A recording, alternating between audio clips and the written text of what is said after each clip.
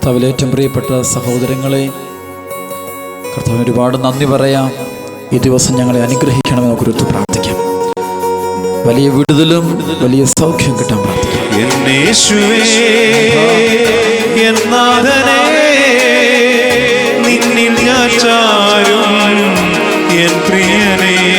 വിശ്വനാഥ, ഈ ദിവസം അങ്ങയോട് കൂടുതൽ അടുക്കാനുള്ള കൃപ തരണമേ. കർത്താവേ, വചനത്തിൻ്റെ നിമിഷങ്ങൾ തിരുവചനം കേട്ടുകൊണ്ടിരിക്കെ തന്നെ ഞങ്ങളുടെ കുടുംബങ്ങളിലും ജീവിതങ്ങളിലും വലിയ മാറ്റങ്ങൾ വരുത്തണമേ. വിശുദ്ധീകരിക്കണം. കൂടെ തീക്ഷ്ണതയോടെ പ്രാർത്ഥിക്കാനുള്ള കൃപ തരണമേ. സാത്താന്റെ ശക്തിയിൽ തോൽപ്പിക്കാനുള്ള അഭിഷേകം തരണമേ. കർത്താവിന്റെ വലതുകരം ഞങ്ങളുടെ നീട്ടണമേ. വലിയ അനുഗ്രഹങ്ങൾ വർഷിക്കണമേ. ഹല്ലേലൂയ. ഈശോയെ നന്ദി, ഈശോയെ സ്തുതി. ആമേൻ.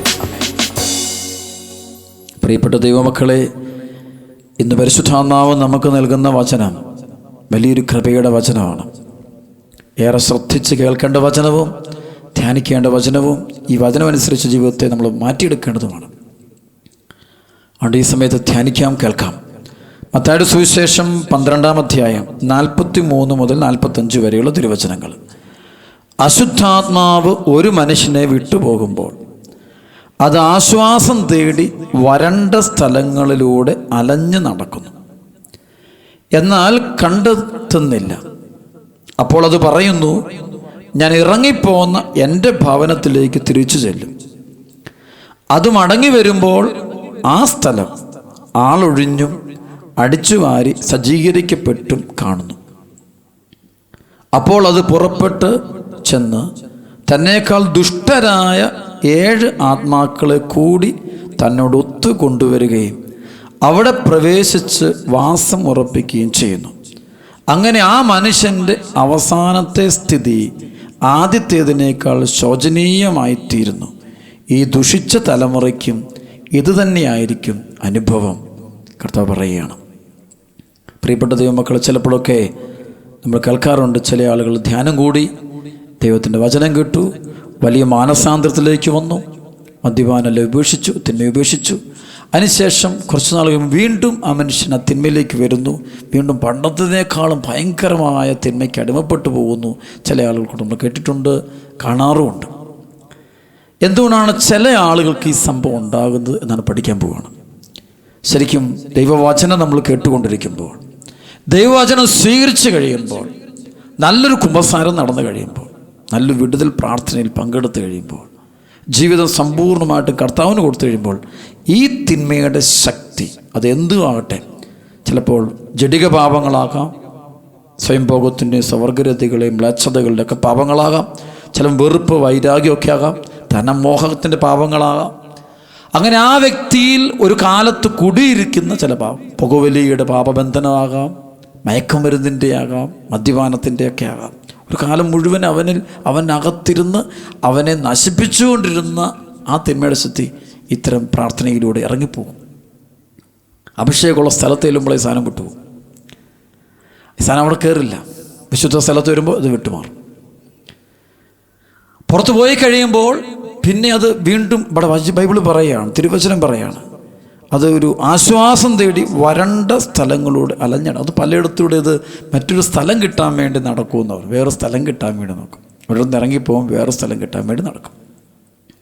പക്ഷെ അത് പലപ്പോഴും കിട്ടുന്നില്ല. കാരണം എല്ലാത്തും മറ്റുള്ള ഹൃദയങ്ങളിൽ ചിലപ്പോൾ ചില ഹൃദയങ്ങളിൽ ഈശോയുടെ സാന്നിധ്യമുണ്ട്, അല്ല ചില ഹൃദയങ്ങളിൽ ഇതേ തിന്മയുടെ ശക്തി അവിടെ ഉണ്ട്. അപ്പോൾ അവന് കിട്ടുന്നില്ല. അപ്പോൾ അവൻ്റെ സ്ഥലം ഇതായിരുന്നു. അപ്പോൾ അവൻ വചനം പറയുന്നത് ഇങ്ങനെയാണ്. അപ്പോൾ അത് പറയുന്നു, ഞാൻ ഇറങ്ങിപ്പോകുന്ന എൻ്റെ ഭവനത്തിലേക്ക് തിരിച്ചെല്ലും. ഞാൻ എവിടെ നിന്നാണോ ഇറങ്ങിപ്പോയത് അവിടേക്ക് തന്നെ തിരിച്ചില്ല. ചില ബന്ധങ്ങൾ ഇറങ്ങിപ്പോയതാണ്, അത് തിരിച്ച് വീണ്ടും ആ ബന്ധങ്ങൾ കയറി വരികയാണ്. ചില ദുശീലങ്ങൾ തിരിച്ച് കയറി വരാൻ ആഗ്രഹിക്കുക, വീണ്ടും ആ ഭവനത്തിലേക്ക്. കാരണം അവന് ഇഷ്ടപ്പെട്ട ഭവനം അവിടെ തന്നെ അവിടെ കയറി പറ്റാൻ വേണ്ടി നോക്കും, തിരിച്ച് കയറി. അതാണ് ധ്യാനം കഴിയുമ്പോൾ നമ്മൾ പറയാറുണ്ട്, പ്രാർത്ഥന, ഉപവാസം, പള്ളിപ്പോണം, കുമ്പസാരിക്കണം, വചനം വായിക്കണം, കുടുംബ ബന്ധങ്ങൾ, സ്നേഹം വേണം ഒക്കെ പറയുന്ന അർത്ഥം എന്ന് വെച്ച് കഴിഞ്ഞാൽ ഇത് ചെയ്യുന്നില്ലെങ്കിൽ ഇത് തിരിച്ച് കയറി വരാൻ ഒരു ശ്രമം നടത്തുമെന്ന് ബൈബിൾ പറയുന്നുണ്ട്. തിരിച്ച് വീണ്ടും അവനെ തന്നെ അത് വേര് പിടിപ്പിക്കാൻ, ആ മണ്ണിൽ തന്നെ അതിന് ജീവിക്കാൻ, നമ്മൾ ഒരാളെ കുടി ഒഴിപ്പിച്ച് കഴിയുമ്പോൾ വീണ്ടും അവിടെ തന്നെ കുടിയിരിക്കാൻ അവൻ കയറി വരുമെന്ന് പറയുകയാണ്.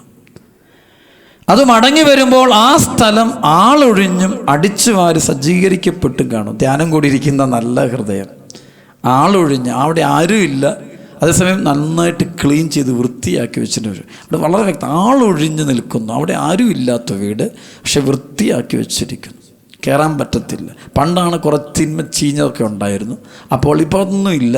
പക്ഷേ കയറി വരാൻ പറ്റത്തില്ല, അശുദ്ധമായി. അവിടെ ഇപ്പോൾ ശവമുള്ളിടത്താണ് കഴുകന്മാർ വരുന്നത്. അപ്പോൾ പാപമൊന്നുമില്ല, ഇപ്പം നല്ല വൃത്തിയാണ്, നല്ല അന്യമായിട്ട് ഒരു കുഴപ്പം. പക്ഷേ അവിടെ ഒരു ആളൊഴിഞ്ഞ് എന്നൊരു വാക്ക്, ആളൊഴിഞ്ഞ്, ആരുമില്ല, എന്നാൽ ക്ലീനാണ്, ശൂന്യമായിട്ട് കിടക്കുകയാണ്. അപ്പോൾ അത് പുറപ്പെട്ട് ചെന്ന് തന്നേക്കാൾ ദുഷ്ടരായ 7 ആത്മാക്കളെ കൂടി. 7 എന്നുള്ള ബൈബിളിൽ പൂർണ്ണതയുടെ അടയാളം, പവറാണ്, ദൈവത്തിൻ്റെ മഹത്വം. 7 കൂദാശകളും പറയാറുണ്ട്, 7 അടയാളങ്ങൾ യോഹന്നാൻ്റെ സുവിശേഷത്തിൽ പറയുന്നുണ്ട്.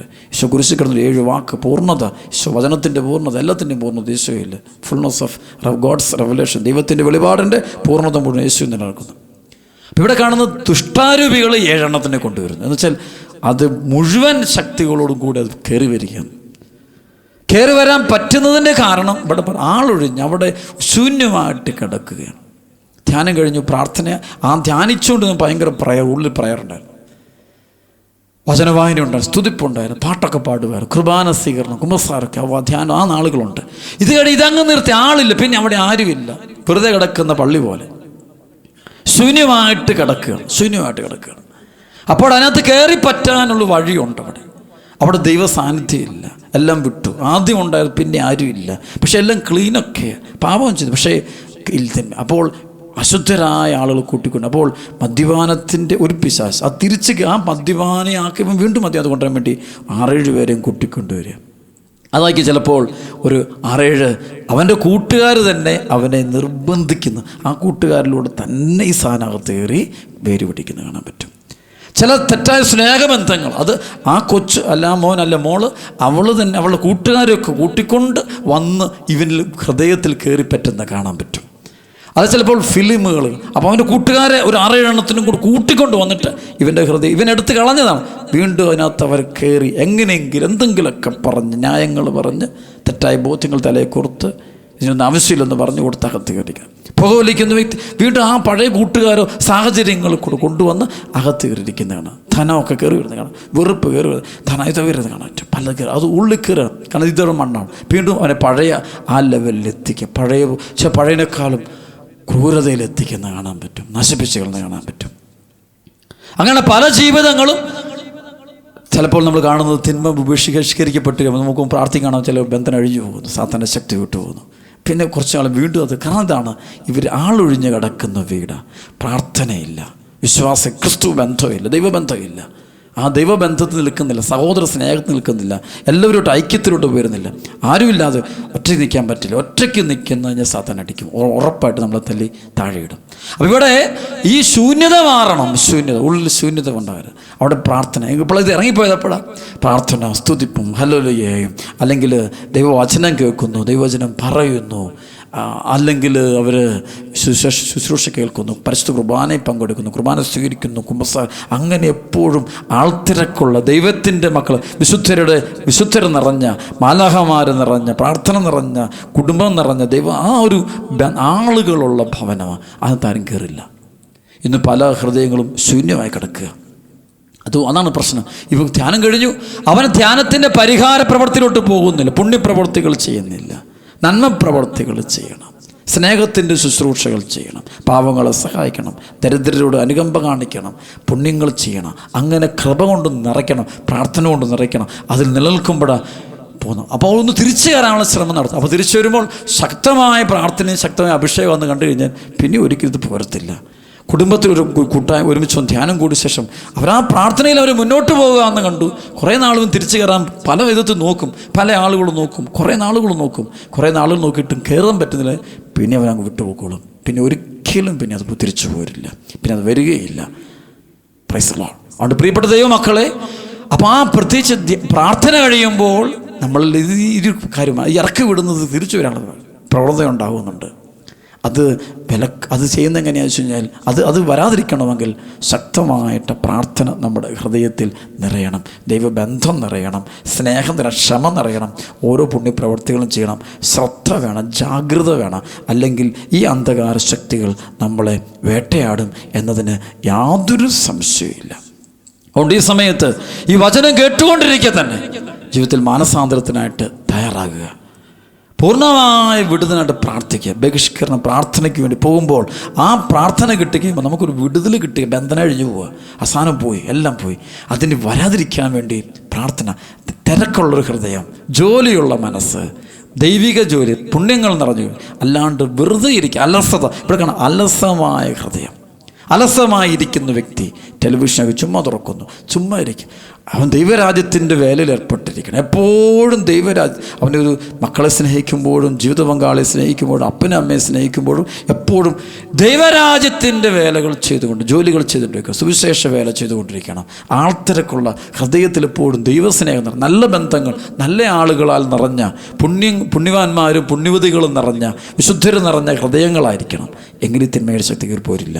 നേരെ മറിച്ച് അതിനകത്ത് ശൂന്യമാക്കി വെറുതെ ആരും വേണ്ട. ഇങ്ങനെ ഇന്ന് കഴിഞ്ഞാൽ കുറച്ച് പ്രാർത്ഥനയൊക്കെ നിർത്തി കുറച്ചേയും കാണാം, ഇത് പോയത് മുഴുവൻ ഇരട്ടി പവറോടെ കയറി വന്നിട്ട് അവനെ നശിപ്പിച്ച് കളയെന്ന് കാണാൻ പറ്റും. ചില ജീവിതങ്ങൾ അങ്ങനെ തീർന്നു പോകുന്നത് ശരിക്കും എൻ്റെ കണ്ടുകൊണ്ട് ഞാൻ കണ്ടിട്ടുണ്ട്. ഒരു മകൻ എനിക്കറിയാം, ഒരു 40-50 ധ്യാനങ്ങൾ കൂടിയ മനുഷ്യനാണ്.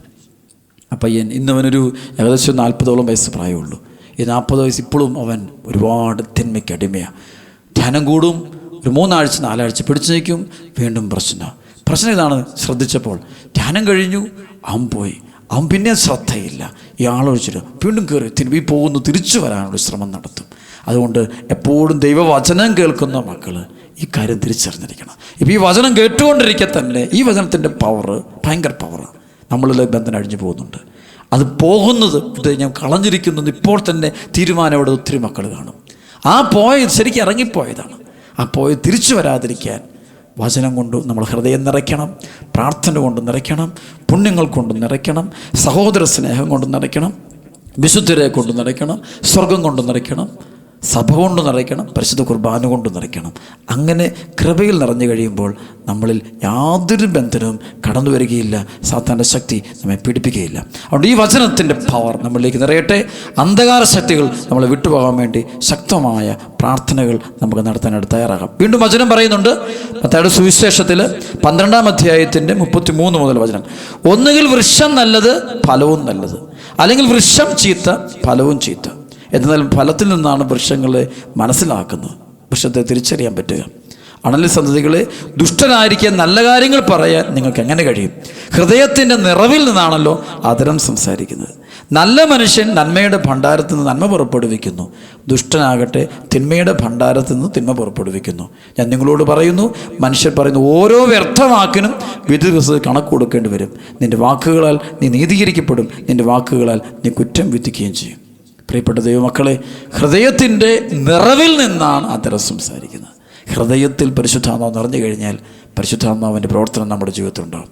നേരെ മറിച്ച് പരിശുദ്ധാത്മാവ് നിറയുന്നില്ല, വചനം നിറയുന്നില്ലെങ്കിൽ സാത്താൻ അവിടെ കയറി പിടിച്ചിട്ട് അവൻ്റെ വാക്കുകൾ പുറത്തു വരും, അവൻ്റെ പ്രവൃത്തികൾ പുറത്തോട്ട് വരും, അവൻ വീണ്ടും നശിപ്പിക്കും. അതുകൊണ്ട് ധ്യാനം കൂടേണ്ട കാര്യമില്ല. ധ്യാനം കൂടുന്നതിനേക്കാളും പ്രധാനം ധ്യാനം കഴിഞ്ഞുള്ള സമയമാണ്. വളരെ സൂക്ഷിക്കേണ്ടത് ധ്യാനം. ഇപ്പോൾ ഒരു രോഗി ഹോസ്പിറ്റലിലായിരിക്കുമ്പോൾ പേടിക്കേണ്ട കാര്യമില്ല, കാരണം അവനെ ചികിത്സിക്കാൻ വേറെ മാർഗ്ഗങ്ങളെല്ലാം ഉണ്ട്. ഹോസ്പിറ്റലിൽ അവന് റെസ്റ്റ് എടുക്കാൻ പോകുന്ന സമയം വളരെ സൂക്ഷിക്കേണ്ട സമയമാണ്. കാരണം ആ സമയത്ത് പഴയ രോഗാണുക്കൾ പുറത്ത് നിൽപ്പുണ്ട്, ഹോസ്പിറ്റലിൽ പുറത്ത് ആ രോഗാണുക്കൾ നിൽപ്പുണ്ട്, എല്ലാം നിൽപ്പുണ്ട്. അത് വീണ്ടും കയറി വരാനുള്ള സാധ്യത ഏറെയുണ്ട്, വലിയ സാധ്യതയാണ്. അപ്പോൾ അതുകൊണ്ട് ഇവിടെ ശരിക്കൊരു മാനസാന്തരം ഉണ്ടാകണം. അതുകൊണ്ട് നമ്മൾ തിരിച്ചറിയണം. അവിടെ ആ നാളുകൾ റെസ്റ്റ് എടുക്കുന്ന സമയം, ആ സമയത്ത് പ്രയർ ആവശ്യം, ദൈവത്തോട് കൂടുതൽ ബന്ധം, വിശ്വാസ ജീവിതം, വീണ്ടും വചനം ധ്യാനിക്കാൻ, കേട്ട വചനം വീണ്ടും ധ്യാനിക്കണം, അതായിരിക്കണം. അങ്ങനെ സാത്താൻ്റെ ശക്തിയെ ബഹിഷ്കരിക്കണം. അല്ലെങ്കിൽ അത് വീണ്ടും കയറി വേര് പിടിക്കും. അവിടെ ചില ആളുകൾ ഭയങ്കര തീരുമാനം എടുക്കും, പുറത്തിറങ്ങും തീരുമാനം മാറും. ആ തീരുമാനം മാറുന്നതല്ല, സാത്താൻ വീണ്ടും കയറി പിടിച്ചു, വീണ്ടും നശിപ്പിക്കുക. അവനെ നശിപ്പിച്ചുകൊണ്ടേ പോകുള്ളൂ എന്ന് സാത്താൻ തീരുമാനം എടുത്തിരിക്കുക. അവൻ്റെ കുടുംബം വെളുപ്പിച്ചുകൊണ്ടേ പോകുന്ന തീരുമാനം എടുത്തിരിക്കുക. അവൻ്റെ ഫാമിലി പോയിരിക്കും, അവൻ്റെ യുവത്വം യുവതികൾ കളഞ്ഞിരിക്കും. സാത്താൻ തീരുമാനം എടുത്തിരിക്കുക. ആ തീരുമാനത്തെ അതിജീവിക്കാൻ കഴിവ് കൊണ്ടൊന്നും പറ്റത്തില്ല, ബുദ്ധി കൊണ്ടൊന്നും പറ്റത്തില്ല, ശാരീര ബലം കൊണ്ടൊന്നും പറ്റത്തില്ല. അധികാരം കൊണ്ടൊന്നും പറ്റിയല്ല, പണം കൊണ്ടൊന്നും സാധ്യമല്ല. അവിടെ പ്രാർത്ഥന കൊണ്ട് മാത്രമേ പറ്റുള്ളൂ. ഈശോ പറയുന്നത് പോലെ ഉപവാസവും പ്രാർത്ഥനയും കൂടാതെ, ഉപവസിച്ചുള്ള പ്രാർത്ഥന കൂടാതെ ഈ വർഗം പുറത്തു പോകില്ല. അപ്പോൾ തിന്മയുടെ ശക്തി വിട്ടുപോകാൻ നമുക്ക് തീവ്രമായിട്ട് ആഗ്രഹിക്കണം, പ്രാർത്ഥിക്കണം. സാത്താൻ്റെ ശക്തിയെ ബഹിഷ്കരിക്കാൻ വേണ്ടി നമ്മുടെ വചനം കൊണ്ട് ഹൃദയത്തെ നിറയ്ക്കാനായിട്ടുള്ള വലിയൊരു തീരുമാനം എടുക്കുക. ഈശോ സമരിയാക്കാരിയോട് പറയുന്നുണ്ട്. സമരിയാക്കാരി നമുക്കറിയാം, വ്യഭിചാരമെന്ന പാപത്തിനടിമപ്പെട്ടവൾ, ശരിക്കും തിന്മയുടെ ശക്തി നിറഞ്ഞവൾ. തീർച്ചയായിട്ടും അവൾ അതിൽ നിന്ന് രക്ഷപ്പെടാൻ ആഗ്രഹിച്ചിട്ടുണ്ടാവും, ഒരുപാട് ആഗ്രഹിച്ചിട്ടുണ്ട്. രക്ഷകനെ അവൾ ആഗ്രഹിക്കുന്നുണ്ട്, ആരെങ്കിലും ഒന്ന് രക്ഷപ്പെടുത്തിയിരുന്നെങ്കിൽ. കാരണം 6 ഭർത്താക്കന്മാരുണ്ടായിട്ടും അവൾ രക്ഷപ്പെട്ടിട്ടില്ല. ആ അവസ്ഥയിൽ കഴിയുന്നവൾ. അപ്പോൾ ഈശോ പറയുന്നുണ്ട്, ഈ വെള്ളം കുടിക്കുന്ന ഏവനും വീണ്ടും ദാഹിക്കും. ഞാൻ നൽകുന്ന ജലം കുടിക്കുന്നവന് പിന്നീട് ഒരിക്കലും ദാഹിക്കുകയില്ല. ഞാൻ നൽകുന്ന ജലം അവനെ നിത്യജീവനിലേക്ക് നിർഗളിക്കുന്ന അരുവിയായിത്തീരും. ഈശോടെ പറയുന്നത്, പരിശുദ്ധാത്മാവ് നിന്നിൽ നിറയട്ടെ. പരിശുദ്ധാത്മാവ് നിറഞ്ഞു കഴിയുമ്പോൾ ഒരാളുണ്ട്, ത്രിത്വത്തിലെ 3ാമത്തെ ആളായ പരിശുദ്ധാത്മാവ് ഹൃദയത്തിലുള്ളപ്പോൾ പിന്നെ അവിടെ സാത്താന് കയറാൻ പറ്റത്തില്ല. ഇവിടെ ആളൊഴിഞ്ഞ് കിടക്കുന്ന ഹൃദയം, ശൂന്യമായിട്ട് കിടക്കുന്ന ഹൃദയം, പരിശുദ്ധാത്മാവില്ലാത്ത ഹൃദയം, അവിടെയാണ് സാത്താൻ കയറുന്നത്. അതുകൊണ്ട് വിശുദ്ധീകരിക്കപ്പെട്ടിട്ട് കാര്യമില്ല, അവിടെ അഭിഷേകം കൂടെ കിട്ടണം. വിശുദ്ധീകരണവും ശക്തീകരണവും നടക്കണം, അഭിഷേകം നിറയണം. ഇവിടെ സംഭവിക്കുന്നത് കാണാൻ പറ്റും.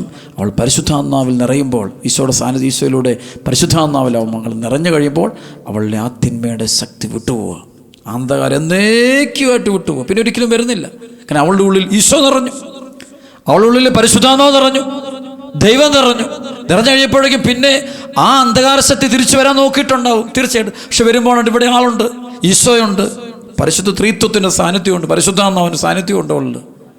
അവൾ ദൈവമുണ്ട്, ദൈവ സാന്നിധ്യത്തിൽ അവൾ ദൈവത്തെ ആരാധിച്ചുകൊണ്ടിരിക്കുന്നവളായിട്ട് മാറുകയാണ്. അവൾ ദൈവാരാധനയെ കുറിച്ച് അവൾ അതിനകത്ത് പറയുന്ന പോലുണ്ട്. അപ്പോൾ അങ്ങനെ ഇരിക്കുമ്പോൾ പിന്നെ അതിന് വരത്തില്ല, കയറി വരാൻ പറ്റത്തില്ല, അത് വിട്ടുപോവുക. പിന്നെ എന്നേക്കുമായിട്ട് പിന്നെ ഒരിക്കലും അവൾ ആ തിന്മയിലേക്ക് പോരുന്നില്ല. അപ്പോൾ ശരിക്കും പരിശുദ്ധാത്മാവ് നമ്മളിൽ നിറയണം. അരൂപി നിറഞ്ഞു കഴിയുമ്പോൾ ഈ അന്ധകാര ശക്തി പിന്നെ ഒരിക്കലും നമ്മളിൽ പ്രവേശിക്കത്തില്ല. ആണ് ഈശോ പറയുന്നത്, പരിശുദ്ധാത്മാവ് വന്നു കഴിയുമ്പോൾ നിങ്ങൾ ശക്തി പ്രാപിക്കും. അരൂപി വരും. ത്രിത്വത്തിലെ 3ാമത്തെ ആളായ പരിശുദ്ധാത്മാവ് നിങ്ങൾ നിറഞ്ഞു കഴിയുമ്പോൾ നിങ്ങൾ ശക്തി പ്രാപിക്കപ്പെടുക. You are powerful. അപ്പോൾ ശക്തി എന്താണ്? ഈ തിന്മയുടെ ശക്തികൾ ബഹിഷ്കരിക്കാനുള്ള പവർ കിട്ടുക. ഈശോയുടെ അടുത്ത് സാത്താൻ വന്ന് പ്രലോഭിപ്പിക്കുന്നുണ്ട്. 3 പ്രലോഭനങ്ങൾ. ആ 3 പ്രലോഭനങ്ങളുടെ സമയത്ത് ഈശോ സാത്താനെ ബഹിഷ്കരിക്കുന്നതാണ്. എന്തുകൊണ്ടാണ്? Is powerful. ഈ പവർഫുൾ എങ്ങനെയാണ്? ശരീരത്തിൻ്റെ പവറല്ല, ബുദ്ധിയുടെ പവറല്ല, കഴിവല്ല, അരൂപിയുടെ ശക്തി, പരിശുദ്ധാത്മാവ് പ്രവർത്തിക്കുകയാണ്. സ്പിരിറ്റ് ഓഫ് ദ ലോർഡ്, കർത്താവിൻ്റെ ആത്മാവ് പ്രവർത്തിക്കുകയാണ്. അപ്പോൾ ഈ വചനം കേട്ടുകൊണ്ടിരിക്കുക, നമ്മളിൽ നിറയേണ്ടതും പരിശുദ്ധാത്മാവാണ്. അപ്പോൾ ഈ അരൂപി നിറഞ്ഞ ഹൃദയം ദൈവം നിറഞ്ഞ ഹൃദയമാണെങ്കിൽ ഈ പോകുന്ന തിന്മയുടെ സ്ഥിതി ഒരിക്കലും തിരിച്ചു വരില്ല. അപ്പോൾ ഒരു ധ്യാനാവസരം വചനം കേട്ടുകൊണ്ടിരിക്കുമ്പോൾ ഒന്ന് ഇതിനെ ഇറക്കി വിടണം. തിന്മയുടെ സ്ഥിതി നമ്മൾ പുറത്തു പോകണം. രണ്ടാമതായിട്ട് പരിശുദ്ധാത്മാവിൽ നമ്മൾ നിറയണം, അഭിഷേകം കൊണ്ട് നിറയണം, പ്രാർത്ഥന കൊണ്ടും വചനം കൊണ്ടും നമ്മൾ നിറയ്ക്കണം. അപ്പോൾ നമ്മൾ പവർഫുള്ളാകുക. അപ്പോൾ നമുക്ക് ഇവയെ ബഹിഷ്കരിക്കാൻ പറ്റുക. പിന്നെ അതൊരിക്കലും വരില്ല. ഇന്ന് പല കുടുംബങ്ങളിലും ഈ തിന്മയുടെ സ്ഥിതി വിട്ടുപോകുന്നില്ല, പല വ്യക്തികളിലും വിട്ടുപോകുന്നില്ല. കാരണം അവരുടെ ഹൃദയത്തിൽ ദൈവാത്മാവ് നിറയുന്നില്ല, ഈശോ നിറയുന്നില്ല, ത്രിയേക ദൈവം നിറയുന്നില്ല, കൃപ നിറയപ്പെടുന്നില്ല. അതുകൊണ്ട് വീണ്ടും ഇതിന് കയറി വരാൻ പറ്റും. അതുകൊണ്ട് ഈ സമയത്ത് ശക്തമായ പ്രാർത്ഥന നമുക്ക് നടത്താം. ദൈവമേ, ഈ അന്ധകാര ശക്തികളെ തോൽപ്പിക്കാനുള്ള കൃപ തരണേ, കരുത്ത് തരണമെന്ന് പ്രാർത്ഥിക്കുക. ഹൃദയത്തിൽ നിന്നുള്ള ബന്ധനം അഴിച്ചുകളെ പ്രാർത്ഥിക്കുക. വീട്ടിൽ നിന്നൊക്കെ കട്ടഴിഞ്ഞു പോട്ടെ, സാത്താൻ തിന്മശക്തി വിട്ടുപോകട്ടെ. എന്നിട്ട് പ്രാർത്ഥനയുടെയും വിശ്വാസത്തിൻ്റെയും ദൈവസ്നേഹത്തിൻ്റെയും ഭവനങ്ങളായിട്ട് വീടുകൾ മാറട്ടെ, വീട്ടിൽ പ്രാർത്ഥന ഉണ്ടാകട്ടെ. വീണ്ടും അവിടെ തിന്മയുടെ ടെലിവിഷനുകൾ ഓപ്പണാക്കി വെച്ച് കഴിയുമ്പോഴേക്കും വീണ്ടും കയറി വരും. കാരണം എന്താ? പ്രാർത്ഥനയില്ലെങ്കിൽ പിന്നെ ഇതിൻ്റെ പുറകെ പോയേ പറ്റൂ, പലതിൻ്റെയും പുറകെ പോകണം. ദൈവ അത്രിത്വത്തിൻ്റെ സാന്നിധ്യം കിട്ടുന്നില്ലെങ്കിൽ പിന്നെ മുന്നോട്ട് പോകില്ല. അതുകൊണ്ട് തിന്മയുടെ ശക്തികളെ പുറത്താക്കാം, പരിശുദ്ധാത്മാവിൽ നിറയാം, കൃപയാൽ നിറയപ്പെടാം. ദൈവം നമ്മെ അനുഗ്രഹിക്കട്ടെ. ആമേൻ.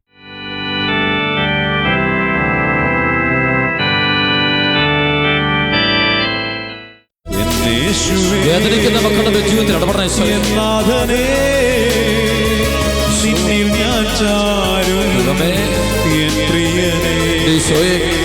വേദനിക്കുന്ന ഹൃദയങ്ങളെ അങ്ങേക്ക് തരുന്നതാണ്. രോഗികളെ പ്രത്യേകം സമർപ്പിക്കുന്നതാണ്. ഈ സമയത്ത് ആരെല്ലാം തങ്ങളുടെ വേദനകൾ, ദുഃഖങ്ങൾ അങ്ങയുടെ സന്നിധിയിൽ ഇറക്കി വെച്ചുകൊണ്ട് പ്രാർത്ഥിക്കുന്നുണ്ടോ അവരെല്ലാം പ്രത്യേകം സ്പർശിക്കണം കർത്താവേ. ഒറ്റപ്പെട്ട മക്കൾ, കുടുംബജീവിതത്തിൻ്റെ വേദന അനുഭവിക്കുന്ന മക്കൾ, യുവാക്കൾ, യുവതികൾ, മനസ്സിടിഞ്ഞിരിക്കുന്നവർ, ഒരുപാട് പ്രശ്നങ്ങൾ കടന്നു പോകുന്ന മക്കൾ, ആത്മീയ മേഖല ഒരുപാട് തടസ്സങ്ങൾ അനുഭവിക്കുന്ന മക്കൾ, വിശുദ്ധി നഷ്ടപ്പെട്ടു പോയ മക്കൾ, ഒരുപാട് പ്രതികൂല സാഹചര്യങ്ങൾ കടന്നു പോകുന്ന മക്കൾ, എല്ലാ വാതിലും അടഞ്ഞു പോയ മക്കൾ നിന്നെ വിളിക്കുന്ന ഈശോയെ അങ്ങ് ഏറ്റെടുക്കണം കർത്താവേ, ഏറ്റെടുക്കണം കർത്താവേ. അങ്ങയുടെ വാതിൽ തുറക്കണം കർത്താവേ, അനുഗ്രഹത്തിൻ്റെ വാതിൽ തുറക്കണം ഈശോയെ. ആ മേഖലയിലുള്ള ബന്ധനം അടിക്കണം കർത്താവേ. ഞങ്ങളുള്ള വെറുപ്പ്, വിദ്വേഷം, പകയൊക്കെ എടുത്തു മാറ്റണമേ കർത്താവേ. ഹൃദയം തുറക്കാൻ കൃപ തരണം കർത്താവേ. അങ്ങനെ പൂർണ്ണമായിട്ട് ആശ്രയിക്കാനുള്ള അഭിഷേകം തരണമേ, അഭിഷേകം തരണമേ, തരണമേ കർത്താവേ. അങ്ങനെ ആശ്രയിക്കുന്നു, അങ്ങനെ കൈവിടരുതേ, ശക്തിപ്പെടുത്തണമേ.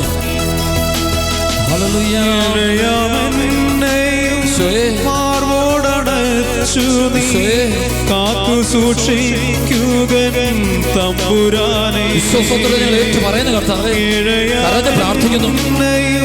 മാർവോടണച്ചു നീ കാത്തു സൂക്ഷിക്കുകൻ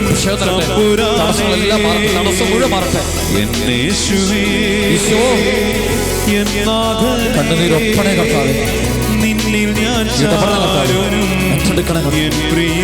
ജീവിതങ്ങളെ ഏറ്റെടുക്കണം കർത്താവേ, അനുഗ്രഹിക്കണം കർത്താവേ, വഴി കാണിച്ചേണ്ട കർത്താവേ, പ്രകാശത്തിലേക്ക് നയിക്കണമേ, തടസ്സങ്ങളെല്ലാം മാറ്റണേ.